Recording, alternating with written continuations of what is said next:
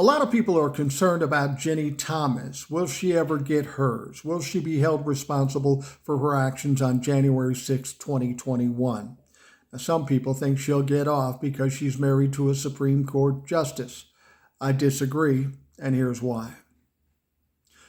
In Jack Smith's investigation into the January 6th insurrection, there was one name you never heard, and it was weird.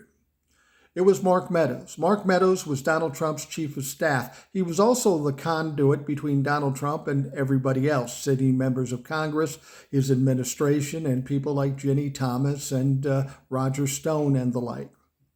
We can presume that because of this, he is likely to have flipped on Donald Trump to save his ass from federal prosecution. Now, we know that Mark Meadows turned over a lot of text messages, emails, and communications. And amongst those text messages, there were 29 from Ginni Thomas on January 6th. All of them compelling Mark Meadows and Donald Trump to do something, to fight back, to overturn the election, find some way to game the situation. She also spewed some conspiracy theories. So she was committing crimes with Mark Meadows, who apparently flipped on Donald Trump. Do you really think Jack Smith is going to let that go?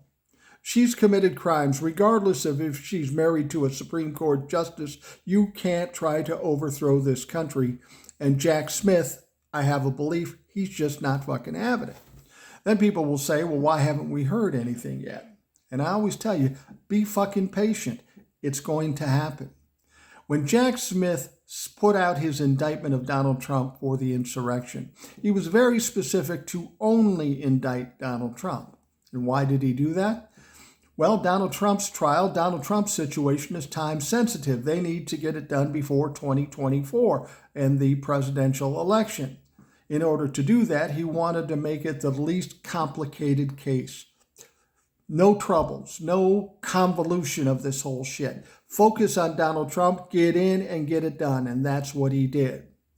But there are always these superseding indictments. We know they happen because they happened in the classified documents case, and they're going to happen in the January 6th case too.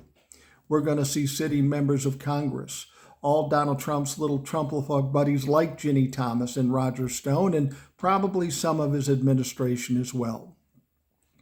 Don't worry about Ginni Thomas. Ginni Thomas clearly committed crimes against this country, regardless of whether she's married to Clarence Thomas or not. Jack Smith is not going to let that go. He's got the evidence, he's got the witness in Mark Meadows, and it will be taken care of. Don't think Ginni Thomas is getting away with anything, because she's not.